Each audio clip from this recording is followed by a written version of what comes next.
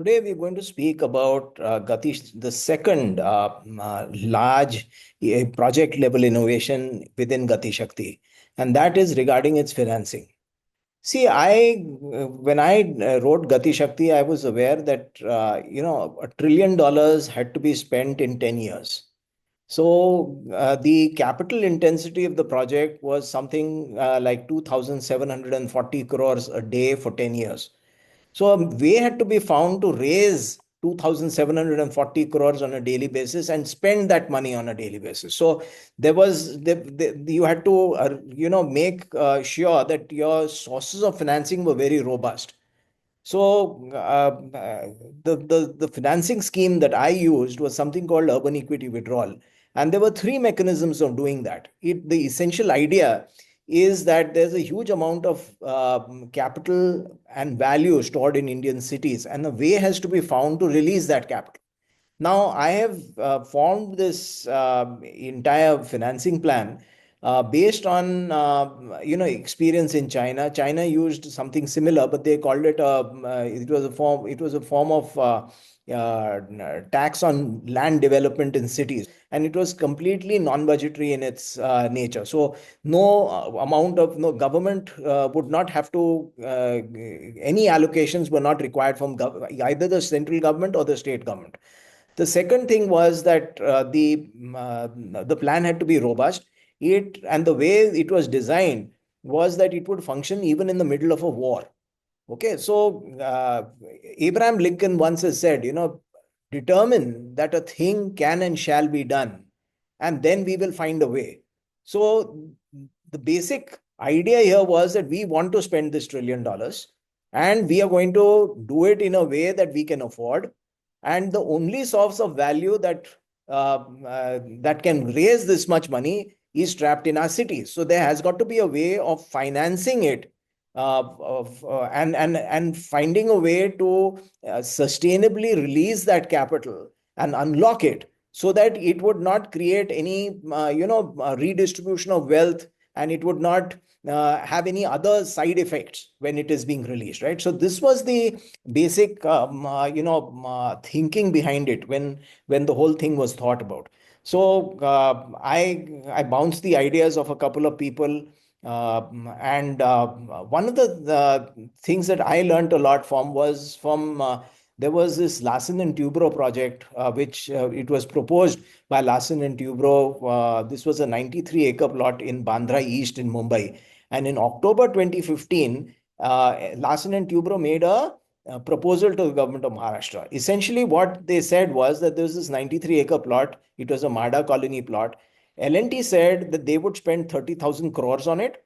They would, if the government gave them FSI, L&T would sell it for 1 lakh 20,000 crores and give the government of Maharashtra something like 70,000 crores in cash. So that was essentially what L&T said, and you can refer to the story in the presentation that follows this particular talk of mine. It's somewhere in the middle. I will provide it. The L&T entire L&T plan is presented there, so you can have a look at it and see how robust it was.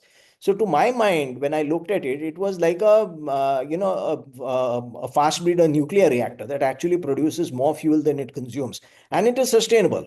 So that was a very sound and a brilliant suggestion made by L&T. I don't know why government of Maharashtra at that time in 2015, why they did not take it up and why they did not execute this project.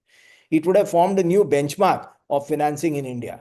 We in India do not like to, we don't like to be adventurous, and we don't like to, try out new ideas. So that is something that has to change. If you want to, if the communists in China could change and they can be so flexible, why cannot we be?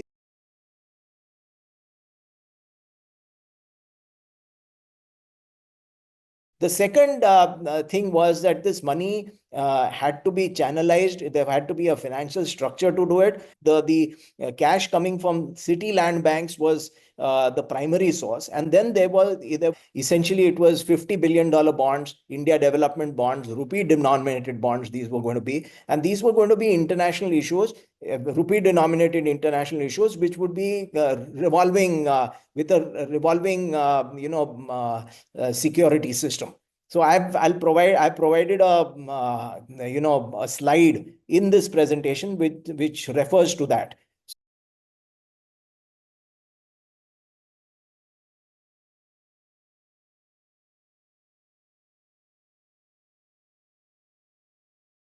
As I said, there was if you want to go from being a $3 trillion, $4 trillion economy, which we are today, to something like 7.5, 10 trillion, you need new ideas. It is not going to happen based on your old thinking. You have to come up with completely new thinking. And if the Chinese could monetize the land banks in their cities, why can't you? So that's something that government needs to think about. And I had suggested this in the model that was presented to both Niti Aayog and Department of Economic Affairs, Government of India. There was interest, but it was not followed upon. So see that a lot of people are working very hard on Gati Shakti. There's no doubt about it, and I would like to really appreciate what they're doing. But I think they're not working on the original format of Gati Shakti. So that is the only thing that I would like to say, that let's go back to the kind of planning that was done earlier. So, and at least somebody should show an interest and look at it seriously, so that things get done. Okay, so, and if you look at the kind of approach that the NDA government has taken, they're very progressive. They want to triple the size of the Indian economy. They want to make India number 3 as far as GDP is concerned in the world. All these goals are there. So then on the other side, they have other issues, like they have got this massive program to provide free food and protect the weaker sections of society. So they're providing free food to 800 million people. So you, and the one side you're doing that, you got rising military expenditures on the border. That's one more reason why I designed the project, in the financing plan of the project, in such a way that it will on a sustainable basis, it will provide 2,740 crores of financing on a daily basis every day for 10 years. So it was because of this, even in the middle of a war, the financing plan would provide financing. And then there was a $750 billion bond issues that would be made over a 10-year period. So these were almost, I think, 15 bond issues of $50 billion each, with a security which was almost sovereign. The way I had structured it, the components of the sovereign guarantee, the quasi sovereign guarantee, was such that they would deliver, right? And they were bankable, and therefore they would satisfy any lenders. Third thing is, I wanted to ensure that the financing would be done in such a way that the government wasn't subjected to a rupee dollar fluctuation over there. So that's why the bonds were rupee denominated bonds. And I'm quite confident that, given the size of the kind of growth rate and the bullishness in the market about the Indian growth story, that we don't need to have a dollar denominated bond. So that's what I want to say on the financing. You can have a look at the components of it. I think there's so many different things in it that, unless we sit down and have a discussion about what exactly the elements of finance are to be, and then, some of them will not be acceptable to government, so things will have to be changed. The fact is that the designer should be involved in a discussion with government, so that if there's an issue, those components can be changed. We're depending too much on foreign consultants to advise us on. I don't think any foreign consultant is, as they've been able to match the kind of the kind of innovation that is required on a project of this sort. They write reports, and I don't see them actually providing solutions. So if there's a problem, it can be handled. And as Abraham Lincoln said, determine that a thing can and shall be done, and then we shall find a way.